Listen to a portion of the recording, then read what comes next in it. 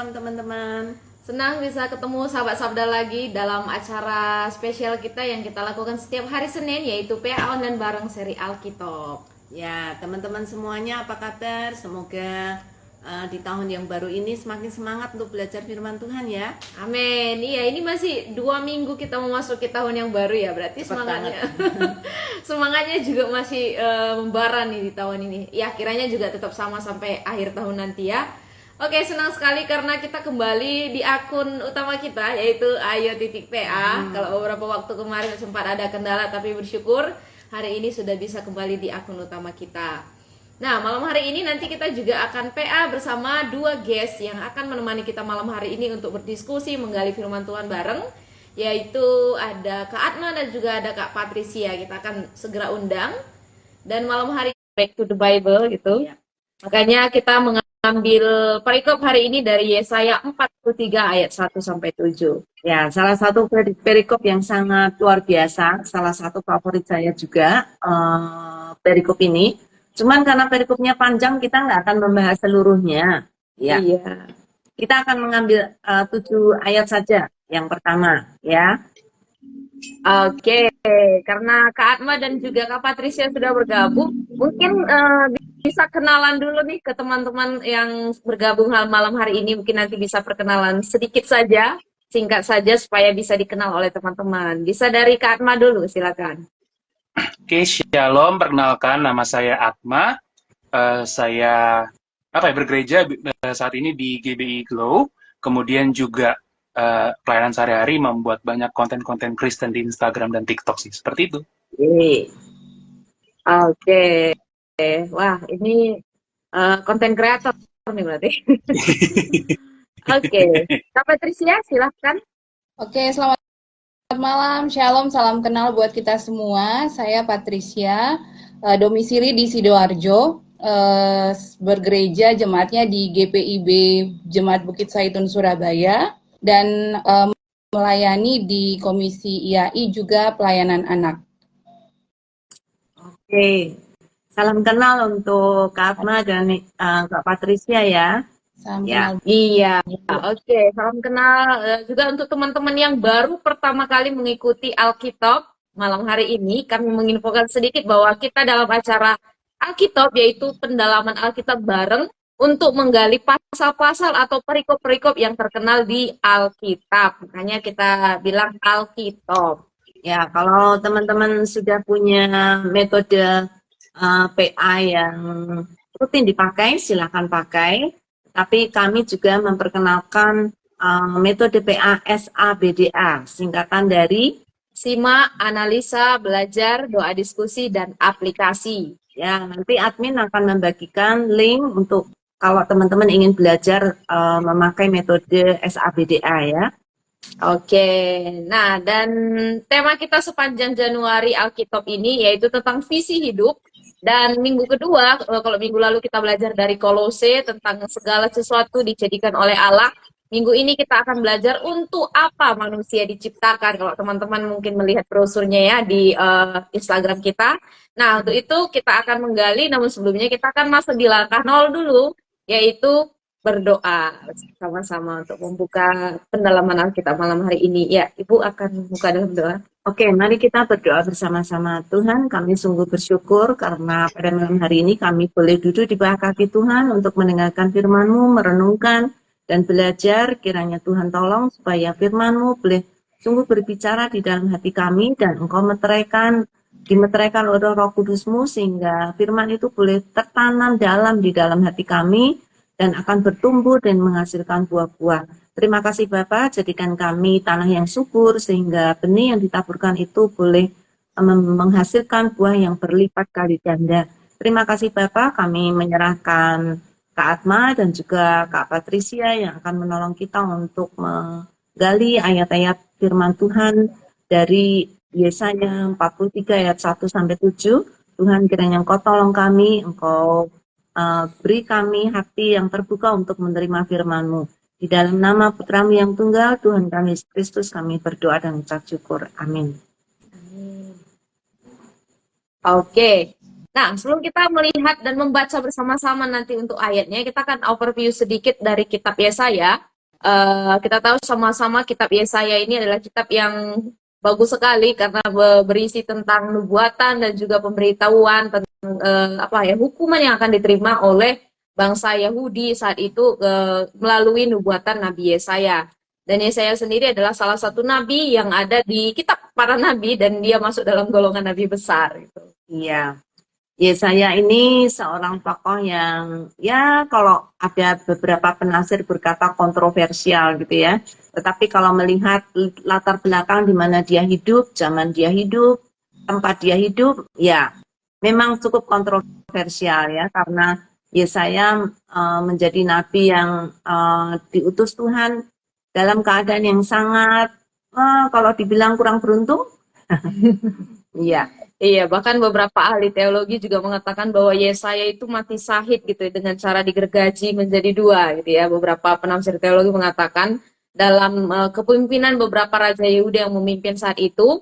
Dan sebenarnya tujuan Yesaya memberitakan firman Tuhan yaitu tentang bangsanya karena dia hidup di dalam bangsanya yang banyak sekali dosa di hadapan Tuhan. Makanya dia mengatakan bahwa akan ada hukuman Allah di masa yang akan datang, tetapi di satu sisi juga Yesaya melihat bahwa akan ada juga Mesias dari keturunan Daud yang akan menyelamatkan bangsanya. Inilah nubuatan Yesaya.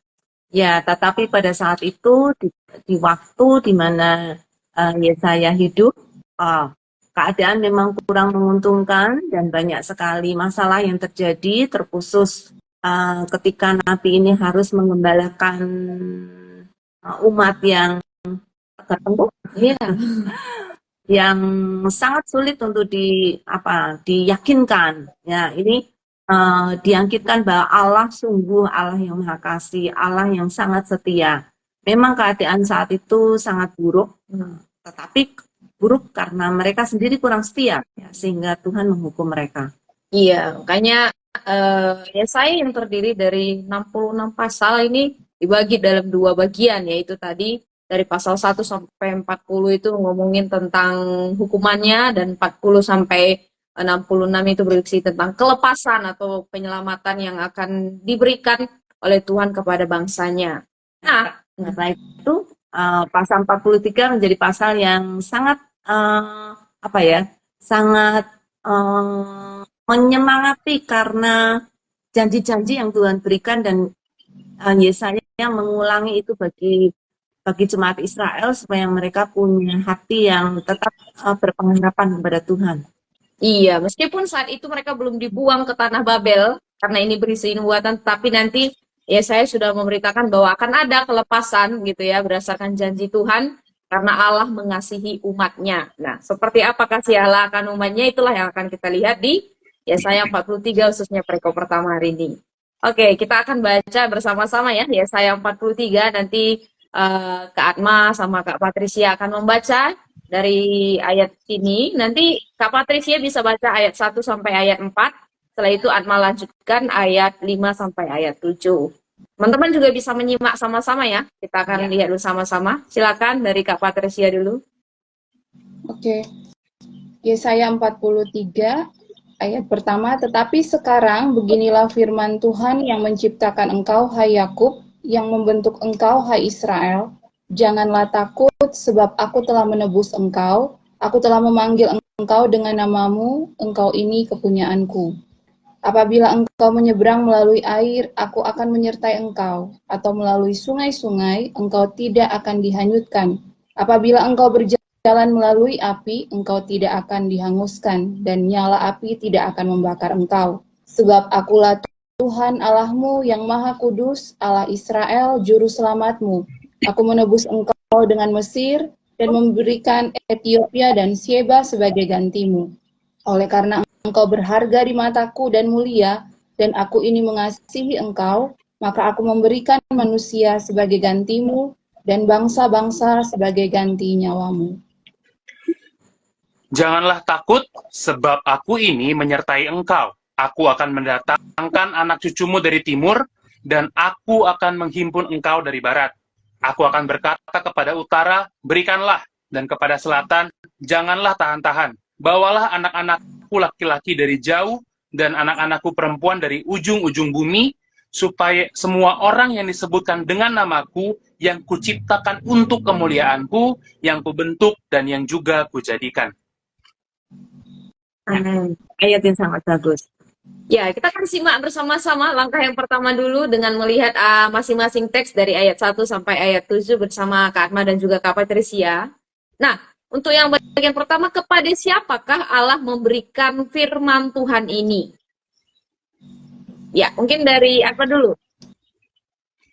Ya, kalau kita cek kan di ayat pertamanya itu memang menarik ya, walaupun awalnya Tuhan bilang Hai Yakub, kalau misalnya kita ingatnya langsung mikir Yakub yang di Kejadian, akan mikirnya ini Yakub yang itu doang. Tapi kemudian Tuhan kasih jelasin yang membentuk engkau Hai Israel. Jadi Yakub di sini nggak cuma satu orang, tetapi Israel sebagai suatu bangsa sih. Oke, jadi yang dimaksud dalam firman Tuhan ini di ayat 1 ini adalah Yakub yang mengacu kepada bangsa Israel karena dua nama. Nah, Yes. ya, lanjut. Dan mengapa Allah meminta supaya Yakub tidak takut? Kalau kita lihat di ayat 1. Menariknya gini ya, kalau memang kita ngelihat kenapa Tuhan tidak takut, karena kalau kita tadi kan baca di ayat 1-nya tuh, janganlah takut sebab aku telah menebus engkau. Jadi Tuhan bilang, jangan takut, alasannya karena Tuhan sudah tebus. Jadi kenapa diminta takut? Karena ya Tuhan yang udah tebus sendiri kok. Berarti kan ini Tuhan yang menyelamatkan kok.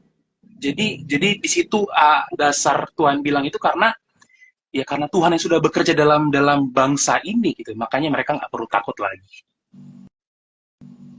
Ya, memang bangsa Israel yang juga disebut Yakub karena Yakub pernah diberi nama oleh Tuhan menjadi Israel ya, dan seluruh keturunan Yakub menjadi bangsa Israel yang besar sekali, dan kepada bangsa inilah Tuhan berjanji akan memberikan tanah perjanjian ya. Dan untuk itu kalau kita lihat jangan takut, itu kata yang sangat sangat terkenal ya di seluruh Alkitab. Mungkin Atma pernah tahu ada ahli kitab yang menghitung di seluruh Alkitab ada berapa jumlah kata jangan takut? Agak banyak ya. Luar biasa banyak ya dari Kejadian sampai Wahyu. Iya, 360. Ya, ada benar. Gimana Kak Patricia? 365 kata jangan takut. Ya, itu pas ya. 1 tahun kan 365. Jadi setiap hari kita harus dengar firman Tuhan, jangan takut. Jadi kata jangan takut cukup untuk kita menjadi bekal kita 1 tahun. Iya, jadi setiap hari ternyata ya kata jangan takut itu muncul. Bahkan di ayat di pasal perikop ini juga kata jangan takut itu bukan cuma sekali dikatakan. Nah, di sini jangan takut karena tadi ya Kak Atma bilang Allah yang menebus, Allah yang memanggil, dan Allah yang mempunyai atau milik kepunyaan Allah. Ada 3 kata ya tentang Allah di sini yang mengatakan bahwa Israel atau Yakub tidak perlu takut. Ya, 3 kata yang sangat penting sekali ya bagi umat pilihan Allah. Tuhan yang menebus, Tuhan yang memanggil, dan Tuhan juga yang memiliki. Wow, itu satu privilege yang luar biasa sebuah bangsa yang adalah kepunyaan Tuhan, bukan hanya kepunyaan Tuhan, juga dipanggil dan juga ditebus untuk menjadi miliknya. Luar biasa. Bangsa yang istimewa. Iya, bangsa yang sangat dikasihi oleh Allah. Oke, apakah janji-janji yang Allah berikan bagi Yakub? Kalau kita melihat di ayat berikutnya dari ayat 2, mungkin bisa ke Kak Patricia. Ya, kalau di ayat kedua kan sebagaimana tertulis itu apabila engkau menyeberang melalui air, aku akan menyertai engkau, atau melalui sungai-sungai engkau tidak akan dihanyutkan. Apabila engkau berjalan melalui api, engkau tidak akan dihanguskan, dan nyala api tidak akan membakar engkau.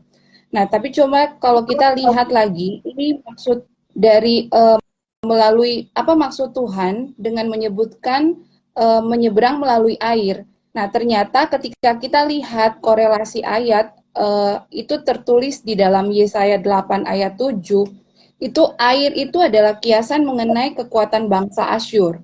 Nah, kenapa kaitannya dengan bangsa Asyur? Karena kita melihat bahwa bangsa Asyur itu adalah bangsa yang pusat kerajaannya itu ada di hulu Sungai Tigris. Nah, mereka inilah yang saat itu kan menjadi bangsa yang menjajah gitu ya, menjajah bangsa Israel saat itu. Jadi janji penyertaan Tuhan ini adalah ingin menyampaikan bahwa meskipun kekuatan bangsa yang sehebat seperti Asyur itu dialami atau menjajah atau ya menjajah bangsa Israel, itu Tuhan tetap menyertai. Bahkan mungkin melalui sungai-sungai itu pun bangsa-bangsa yang lebih kecil dari Asyur itu Tuhan tetap tidak akan membiarkan mereka dihanyutkan. Sedangkan kalau bicara mengenai melalui api, kalau saya lihat ayat yang berkolerasi di situ adalah di Yesaya 29 ayat 6 atau Yesaya 30 ayat 27, itu kita bisa melihat bahwa api itu menggambarkan dahsyatnya murka Allah atau menggambarkan kehadiran Allah. Contohnya yang waktu Allah menampakkan diri kepada Musa itu melalui semak yang terbakar, nyala api di semak tapi tidak terbakar. Nah, jadi mungkin ayat kedua janji penyertaan Allah ini mau menegaskan kepada kita bahwa di dalam bahaya, keadaan ancaman atau bahaya dari manusia itu Tuhan ada. Bahkan ketika di dalam murka Allah yang sedang menimpa kita, itu sebenarnya itu adalah hukuman dari Allah untuk mendidik kita. Jadi di dalam penghukuman Allah pun kepada kita sebenarnya itu ada terkandung makna kasih Allah itu yang menyertai dan ingin yang terbaik untuk kita. Mungkin itu, Kak. Iya, terima kasih untuk penjelasannya yang panjang lebar. Sangat menarik sekali ya. Iya, puji Tuhan bahwa kita orang-orang yang dikasihi oleh Tuhan, bukan hanya orang Israel dulu, tetapi juga Israel yang baru, yaitu kita-kita, juga orang-orang yang akan selalu disertai oleh Tuhan dimanapun kita berada. Terkhusus di saat-saat di mana hal yang terburuk pun ada melanda kita tetap disertai oleh Tuhan. Terima kasih banyak Kak Patricia. Oke, ya, dari air, api, sungai-sungai kita bisa melihat Tuhan ada dan Tuhan lebih kuat daripada manusia gitu ya. Ini adalah janji Tuhan yang sangat bagus sekali untuk bangsa Israel. Nah, mengapa Yakub, balik lagi ya, di ayat 3 karena diulangi lagi nih, mengapa Yakub tidak perlu takut? Dan siapakah Allah di sini dan apa yang Allah lakukan bagi Yakub kalau melihat ayat yang ketiga? Di sini menarik sih ya kalau emang kita tadi telisik lagi juga sebenarnya udah sempat disinggung juga oleh Kak Patricia tadi. Ayat 3 ini ketika kita melihat teksnya itu Tuhan pertama memulai dengan mengidentifikasi dirinya sendiri bahkan dengan empat nama di situ ya. Tuhan itu kan kalau kita baca Alkitab huruf besar semua berarti dari tetragramaton ya, dari Yahweh, kemudian Allah berarti Elohim juga, terus yang Maha Kudus, terus juga Allah Israel, Juru Selamat, bahkan dengan 5 nama. Artinya Tuhan dengan luar biasa menegaskan siapa dirinya gitu loh. Bahkan ya nama Yahweh itu kan nama yang dibukakan, yang dinyatakan kepada Musa, berarti ada semacam alusi juga ke sana bahwa ada gambaran Tuhan tuh sejak menyatakan ini jauh sebelumnya, Tuhan sudah menyatakan diri kepada bangsa Israel. Dan makanya ketika kemudian, bahkan ini dikonfirmasi lagi gitu ya, ketika aku menebus engkau dengan mengebus engkau dengan Mesir dan memberikan Ethiopia, langsung rujukannya balik ke Mesir lagi. Jadi bangsa Israel di sini ketika ditanya apakah yang telah Allah lakukan bagi Yakub, bangsa Israel akan terus diingatin, aku loh yang bawa kamu keluar dari Mesir. Itu kamu masih ingat kan ketika aku tuh sebagai Tuhan ngomong itu kepada bangsa Israel, aku menyatakan namaku sebagai Yahweh itu kepada Musa. Nah ini Allah yang sama yang kalian tahu dari zaman Musa sampai sekarang tuh masih sama kalian loh, kayak gitu. Jadi itu yang mau Tuhan tegaskan sebagai, kembali lagi kalau kita tadi balik ke seperti di pertanyaan yang pertama tadi, apa yang Tuhan lakukan dan kenapa jangan takut, ini Tuhan merujuk kepada Tuhan dari zaman dulu loh, dari zaman Musa itu udah sama bangsa Israel kayak gitu. Iya, ini cara Tuhan ngomong ini benar-benar seperti Tuhan ngomong dengan orang yang kalau orang bahasa Jawa tuh ndablek gitu ya. orang yang Iya, tegar iya. tengkuk gitu. Udah dibilangin tindakan Allah pun kamu masih nggak yakin. Oke, siapa aku? Ya, itu membuat Hmm, bangsa Israel seharusnya tahu betul, tahu diri gitu ya, bahwa dia berhadapan dengan Allah yang luar biasa. Sehingga kata-kata jangan takut itu bukan asal ngomong gitu juga, bukan hmm, asal omdo ya, tetapi Tuhan sudah memberikan bukti, bukan hanya tindakan, bahkan Tuhan sudah memberikan sejarah bagaimana itu sudah dilakukan Tuhan berkali-kali. Semoga orang-orang yang seperti Israel, orang-orang yang tegak tengkuk atau yang suka keras kepala, boleh mendengar ayat ini dan percaya bahwa Allah sungguh Allah yang mengasihi kita. Wow, jadi tindakan Allah yang bekerja di masa lalu, yang Israel hmm, tahu itu adalah bukti bahwa Allah itu sangat-sangat mengasihi hmm, umatnya hmm. atau bangsanya. Yes. Nah, dan kalau kita lihat di sini di ayat berikutnya dikatakan ini lagi tindakan Allah lagi di sini. Mengapa Yakub begitu berharga di mata Tuhan dan apa buktinya? Ini mungkin Kak Patricia bisa menjelaskan dari ayat 4 ini. Ya, mengapa Yakub begitu berharga di mata Tuhan? Kita bisa muncul pertanyaan lagi, mengapa Israel atau Yakub, kenapa kok bukan yang lain gitu ya? Nah, kalau di ayat 4 tadi sendiri kan sudah disampaikan bahwa karena Tuhan itu mengasihi Yakub sehingga dia itu dianggap berharga di mata Tuhan. Nah, tapi kalau kita lihat kata mulia itu kan diambil juga dari sama katanya dengan Keluaran 19 ayat 5 itu harta kesayangan. Jadi kenapa Yakub ini begitu berharga?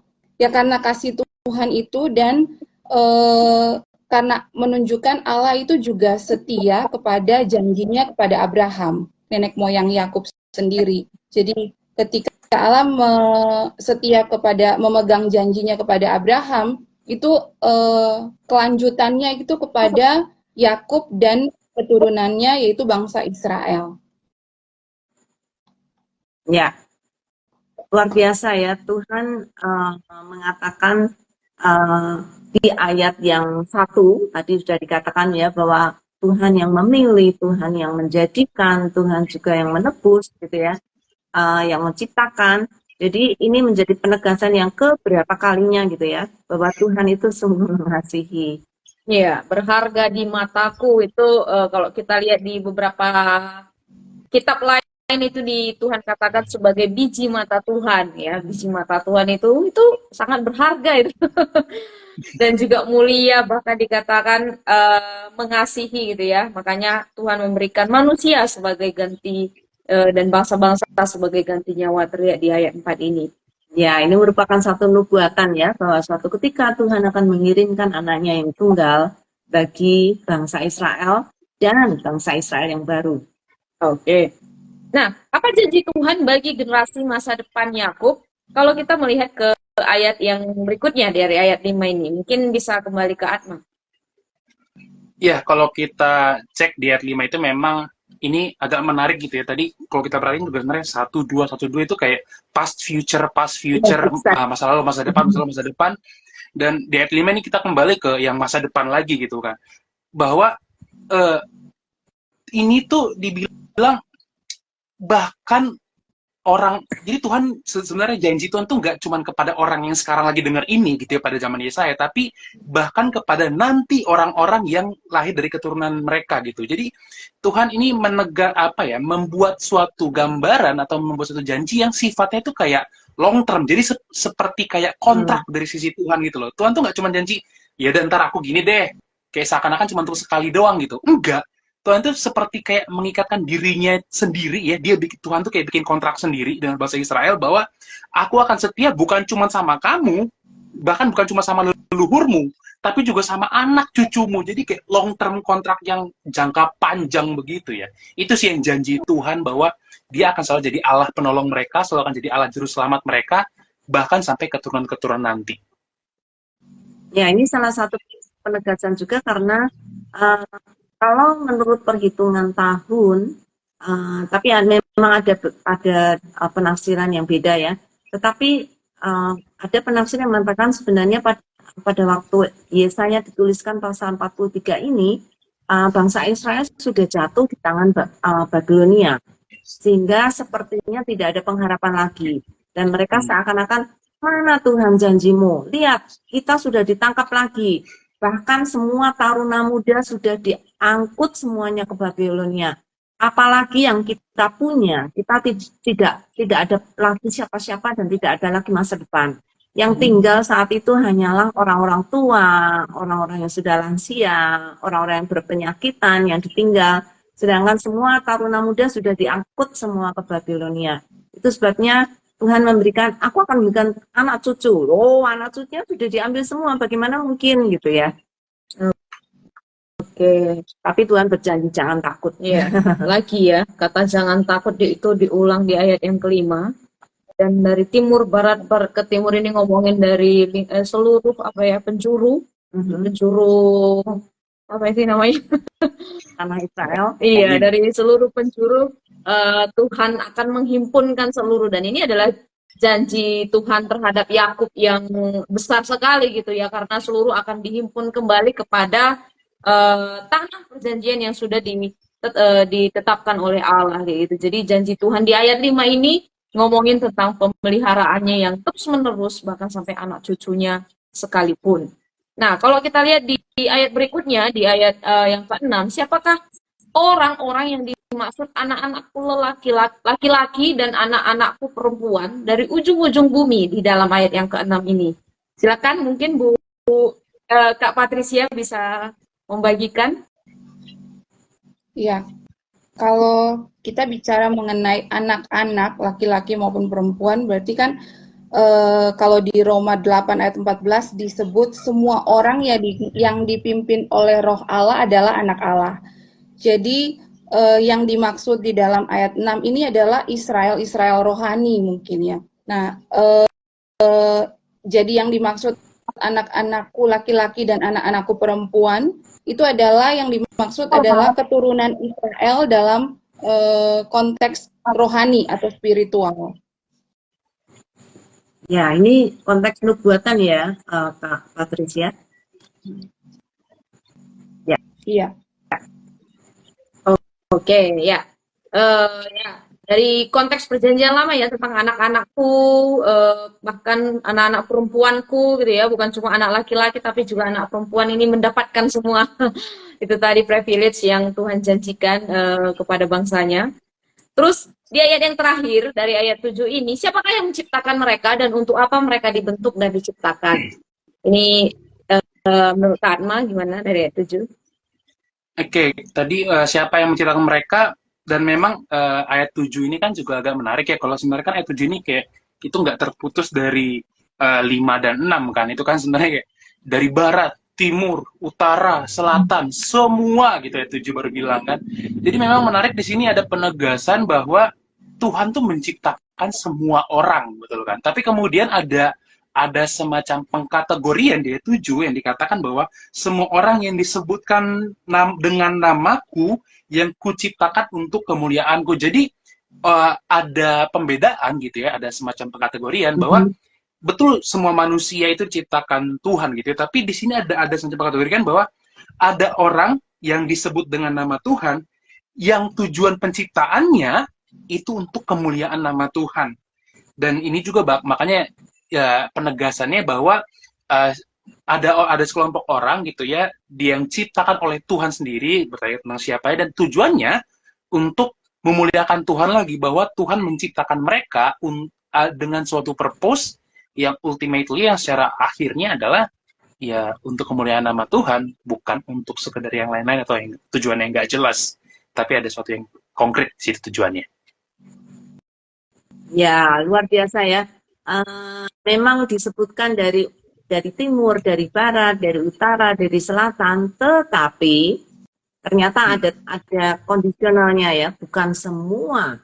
Tetapi balik lagi ke ayat 1 nih. Tetapi mereka yang diciptakan, mereka yang dibentuk, mereka yang dipanggil, dan mereka yang yang menjadi milik Allah. Jadi enggak semua orang akan diciptakan. Tidak semua orang diciptakan untuk kemuliaan Allah, tetapi orang-orang yang dipanggil, yang ditebus, dan juga yang dimiliki oleh Allah. Iya, itu. Jadi tujuannya itu yang menjadi saksi kemuliaan bagi nama Allah. Jadi ini sama sekali mencerminkan ya sifat-sifat dan karakter Allah. Karena menjadi saksi bagi dunia dan juga di dalam kekudusannya gitu ya. Jadi Israel dipanggil untuk memuliakan nama Allah yang dibentuk dan dijadikan oleh Allah. Nah, kita coba lihat di bagian analisa. Tapi tanggapan dari teman-teman ini juga bisa. Kalau misalnya ada yang dari rumah ingin mengikuti dan ingin menanggapi, silahkan. Ini yang menanggapi baru Kak Miracle nih. Tadi pas kita share tentang kata jangan takut, Kak Miracle mengatakan 360 kali dan kata yang berpadan dari jangan takut. Dan Kak Saint Benedict, wah ini kayaknya temennya Kak Miracle nih, ikut nge-live dong. Iya, mungkin nanti Kak Saint Benedict bisa ikut live bersama kita minggu-minggu berikutnya ya. Oke. Nah, kita akan lihat lagi ke bagian analisa. Coba kita akan teliti lebih dalam dari 7 ayat ini. Saya akan kembali ke Kak Patricia. Nanti mungkin kalau Kak Atma bisa menambahkan dari ayat-ayat yang sudah kita lihat tadi ya, dari yang kita simak 7 ayat, apa yang bisa teman-teman jelaskan tentang hubungan antara Allah dan Yakub? Ya, mungkin dari Kak Patricia dulu. Ya, jadi kalau yang saya analisa ini di hubungan antara Allah dan Yakub itu adalah Allah sebagai pencipta Yakub atau Israel, Allah juga yang membentuk Israel atau Yakub, Allah juga yang menegaskan bahwa dirinya adalah Allah yang menyertai Yakub atau Israel ini, dan juga dia juga menyebutkan dirinya sebagai Tuhan juru selamat dan penebus. Ya, itu mungkin korelasinya, hubungannya ya. Iya, betul ya. Ini Yakub nih bukan sembarang orang, bukan orang yang tidak punya tidak punya latar belakang, tetapi Yakub ini adalah kepunyaan Allah. Yakub ini adalah yang diciptakan Allah untuk kemuliaan Dia. Dan Yakub inilah juga yang ditebus oleh Allah untuk menjadi kemuliaan bagi Dia. Ya. Ya, dan yang menarik lagi bagi saya sendiri ini tentang hubungan Allah dan Yakub, semua dimulai dengan Allah ya. Yes. Allah yang menciptakan, Allah yang menjadikan, Allah yang membentuk, dan Allah yang aktif. Iya, Allah yang secara aktif menyatakan dirinya kepada bangsanya, yaitu umat kepilihannya, yaitu bangsa Israel. Nah, sekarang kita coba teliti kata-kata kerja yang penting yang dipakai di 7 ayat ini dari apa yang kita lihat tadi, dan simpulkan alasan khusus mengapa Yakub sangat berharga di mata Allah. Ini balik ke Atman nih. Oke. Jadi sebenarnya ini tadi sebelumnya barusan disinggung banget gitu ya, kata-kata kerja yang penting yang sengaja bisa kita lihat di ayat 1 tuh udah ada kata memanggil, kata menebus, kemudian sebenarnya kata-kata kunci juga menyertai. Jadi sebenarnya bahkan ini mirip tadi juga ke tadi yang pertanyaan pertama yang tadi sebelumnya dijawab oleh Kak Patricia, bahwa memang relasinya di sini kan relasi juru selamat dengan umat ya. Jadi relasi itu kemudian terekspresikan dengan kata-kata yang Allah pakai, bagaimana Allah memanggil, Allah menebus, Allah mengasihi. Dan memang tadi menarik banget itu yang sangat-sangat orang mungkin ketika bacanya cuma sekilas nggak teliti itu akan miss gitu ya, bahwa ini semuanya kata-kata itu dari pihak Allah kepada pihak Yakub, bukan sebaliknya gitu loh. Bahkan bukan dari dua arah. Semua dari pihak Allah kepada Yakub. Allah mengasihi, Allah menebus. Dan makanya sebenarnya kan kalau kita ngeliat sebenarnya Yesaya juga dalam tertentu dalam beberapa bagiannya akan terkesan, ini semoga kalimatku didengar dengannya hati-hati, Tuhan tuh kayak bertepuk sebelah tangan kan.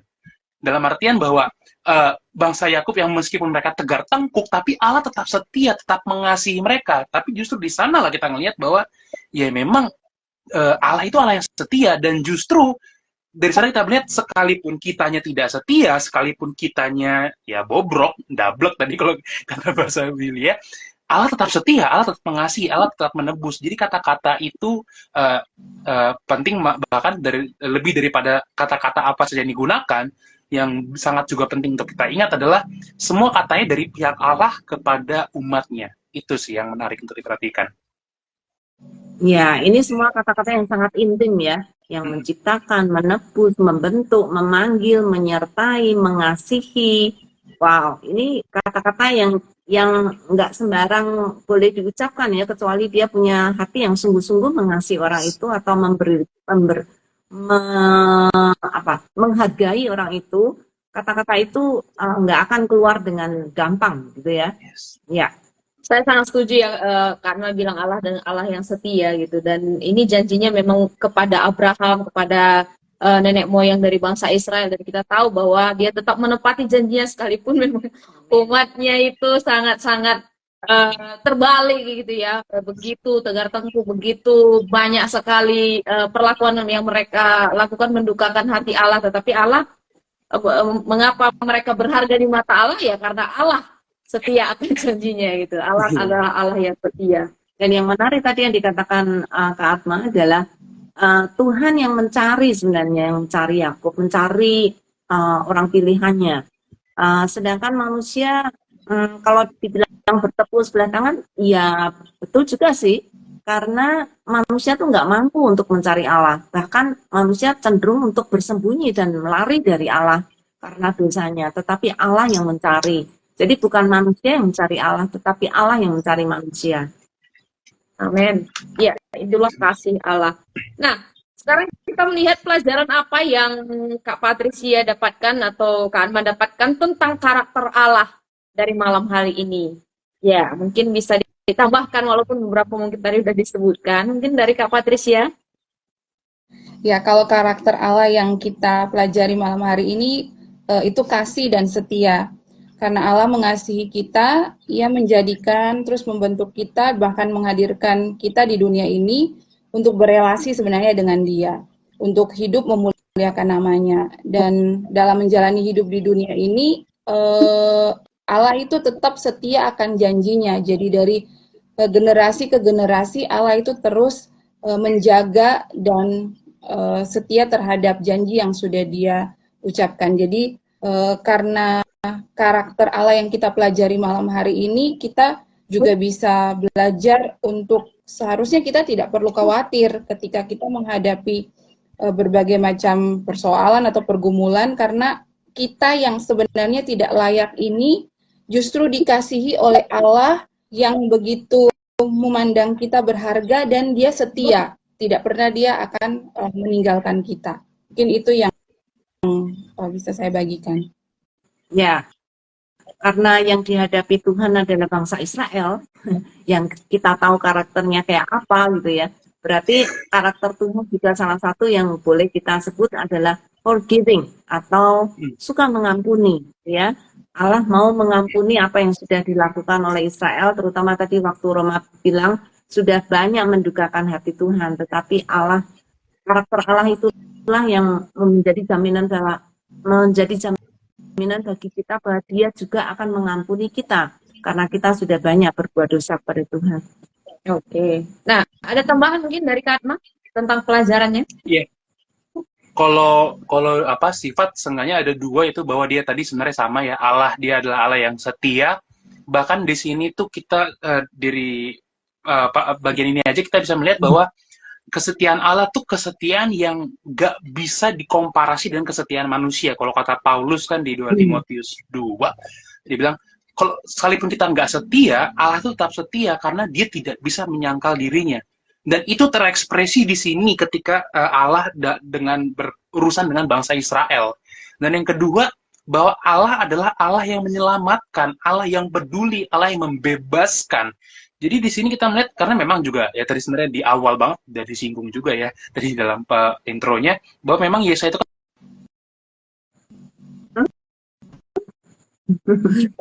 Oh, Kak. Iya. Iya, ini gangguan sinyal kali ya, atau gangguan ya koneksi.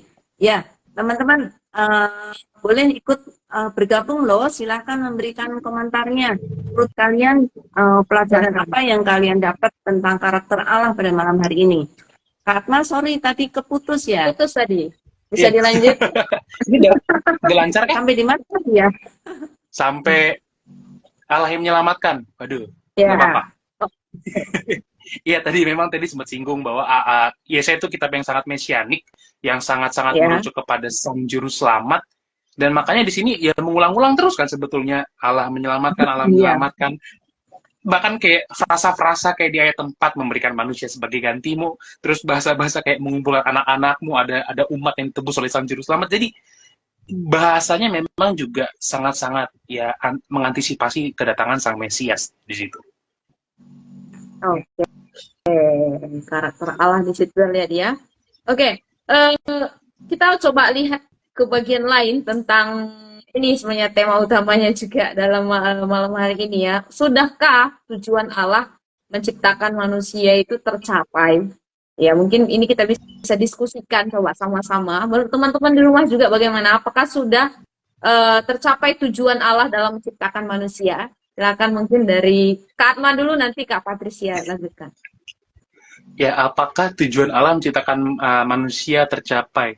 Saya kan agak suka ini ya, suka apa namanya baca-baca teologi-teologi gitu. Kalau kata katekismus Westminster kan tujuan manusia adalah untuk memuliakan Allah dan menikmati Dia selamanya.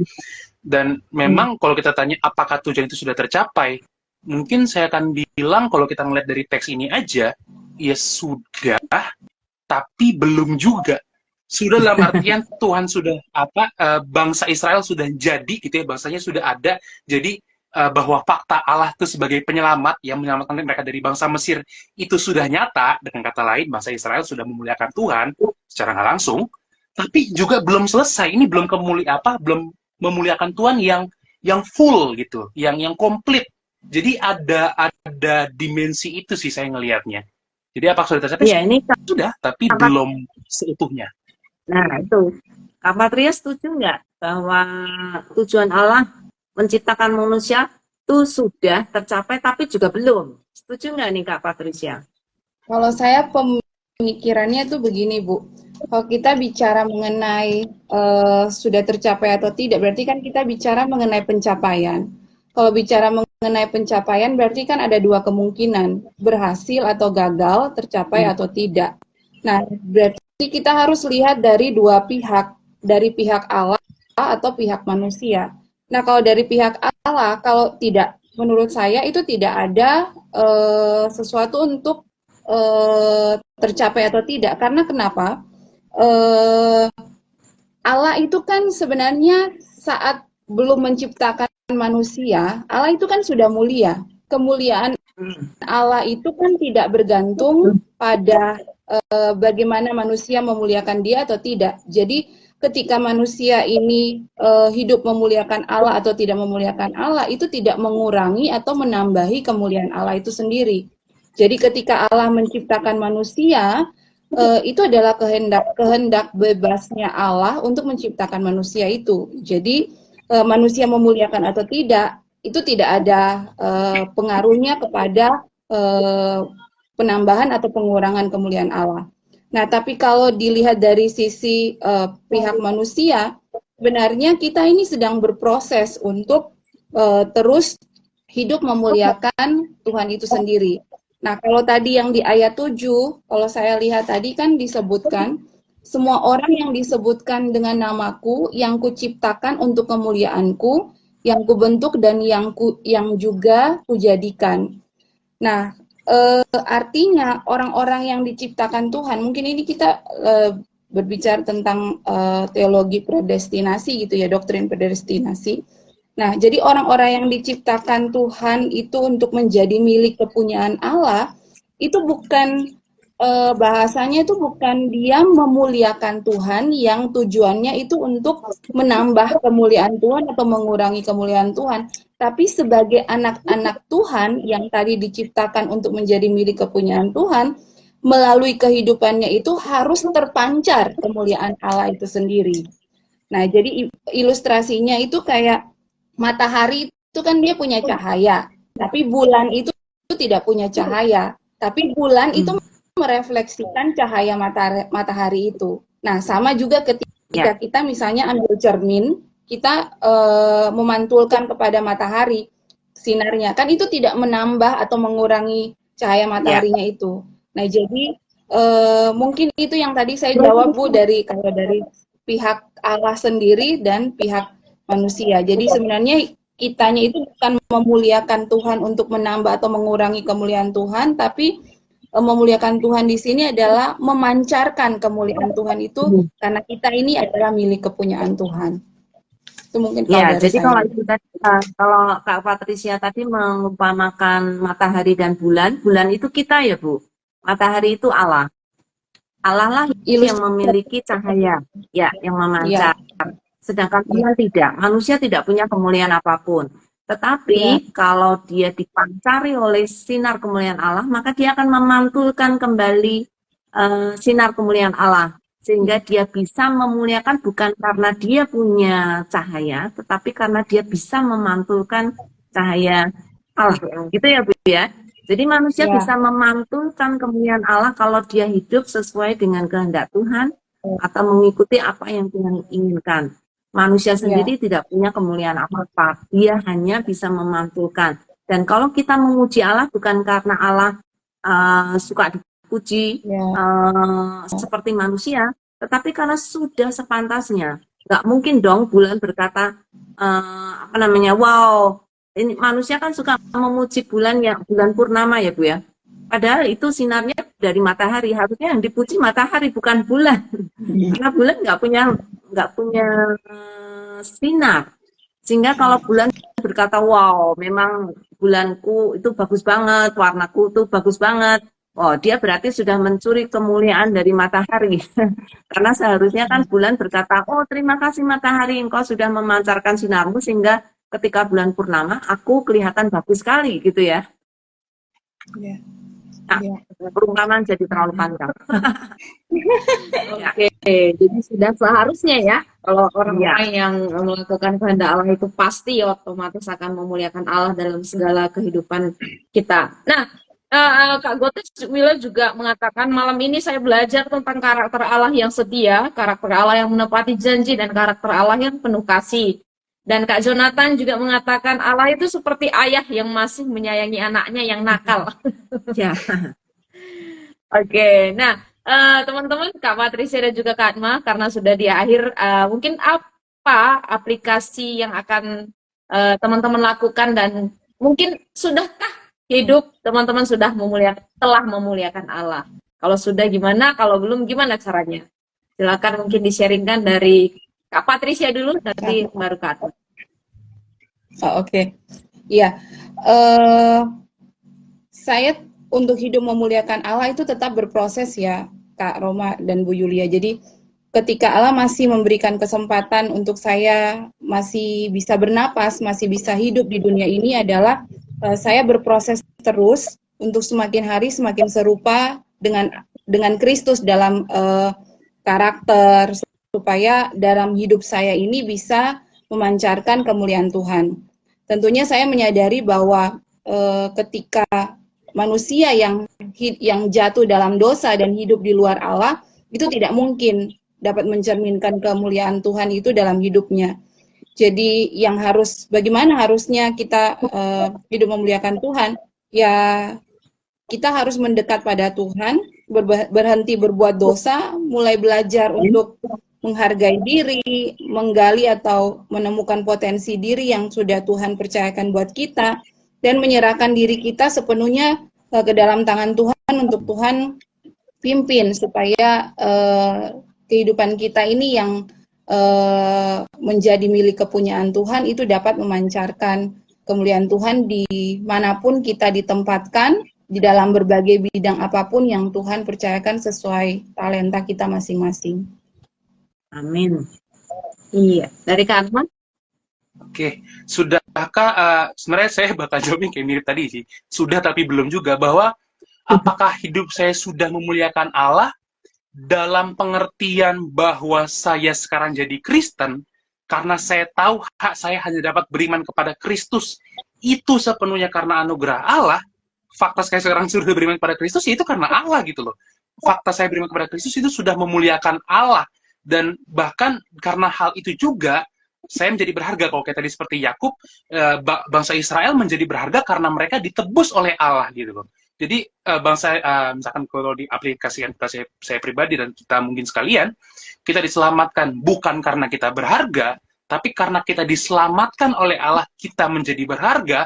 Itu luar biasa, sangat menghibur mungkin untuk teman-teman atau siapapun nanti mendengar ini yang mungkin punya semacam kerusakan gambar diri gitu loh. Karena ya sekarang itu fenomena yang cukup masif ya dalam antara utamanya apalagi di generasi saya, kalangan muda.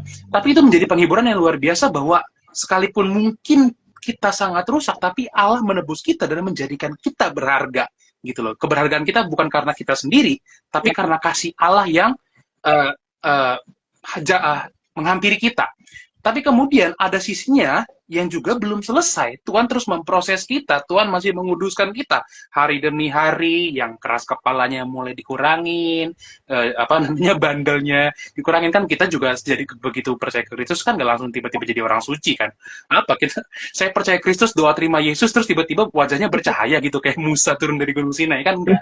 Tapi proses perlahan-lahan dikuduskan, semakin dibuat menjadi semakin serupa dengan Kristus, hingga pada akhirnya nanti kita dapat ya janji itu gitu loh. Janji bahwa Tuhan akan menyempurnakan kita dan sungguh-sungguh menjadikan kita ya anak Tuhan yang sempurna.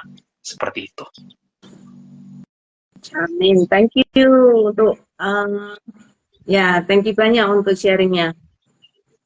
Oke, nah karena teman-teman yang di rumah saya pikir juga pasti belajar banyak malam hari ini. Mungkin saking belajar banyaknya tidak bisa menuliskan di kolom komentar, nggak apa-apa. Tapi saya sendiri juga belajar banyak dari Kak Patricia, Kak Atma yang sangat berapi-api dalam membagikan kebenaran firman Tuhan dari Yesaya pasal 43 ayat 1-7 ini ya, mengingatkan kembali bahwa Allah gitu ya, Allah yang sifatnya aktif dan karakternya itu tadi yang mulia, menjadikan kita, membentuk kita, dan juga menciptakan kita sehingga kita juga sepatutnya hidup bagi Dia gitu. Diingatkan juga tentang itu tadi ya, sifat Allah yang mulia itu membuat kita juga berharga di matanya, dan ada satu ucapan syukur gitu dalam kehidupan kita ketika kita terus memuliakan Tuhan, khususnya di tahun 2024 ini. Kiranya Tuhan yang memampukan kita juga untuk terus hidup bagi Dia.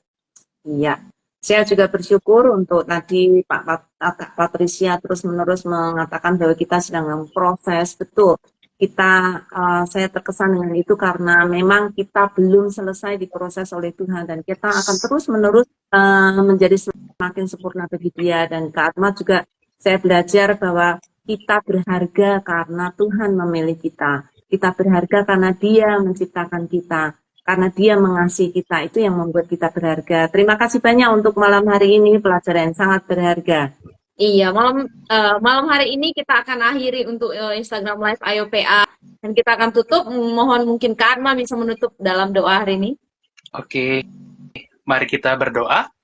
Bapa dalam sorga, kami kembali mengucap syukur untuk kesempatan yang Tuhan boleh beri. Kami boleh belajar untuk kembali mengingat ya Tuhan, bahwa Engkau adalah Allah yang menyelamatkan kami, dan bahkan Engkau Allah yang setia, yang akan melindungi kami dari segala macam mara bahaya. Oleh karena itu Tuhan, biar Tuhan yang terus ingatkan kami, tanamkan ini baik-baik dalam hati dan pikiran kami, supaya kami boleh menghidupinya dan terus menjadi umat-Mu yang berpengharapan dan bersandar pada Tuhan. Dan waktu-waktu ke depan Tuhan, biarlah teman-teman juga mendengar boleh terberkati dan boleh juga menghidupi dalam hidup mereka masing-masing. Di dalam nama Yesus Kristus, Tuhan yang sudah kami hidup, kami telah berdoa. Amin. Amin. Ya, terima kasih banyak untuk malam hari ini. Sampai ketemu minggu depan. Salam Ayo PA. Minggu depan kita akan ketemu lagi di dalam jam yang sama, yaitu masih di akun ayo.pa. Silakan teman-teman nanti bisa bergabung kembali dan ajak teman-teman yang lain sebanyak mungkin. Karena masih dalam tema yang sama, kita akan melihat dari Efesus 2 ayat 8-10 tentang bagaimana sebenarnya orang Kristen harus hidup. Itu yang akan kita bahas minggu depan.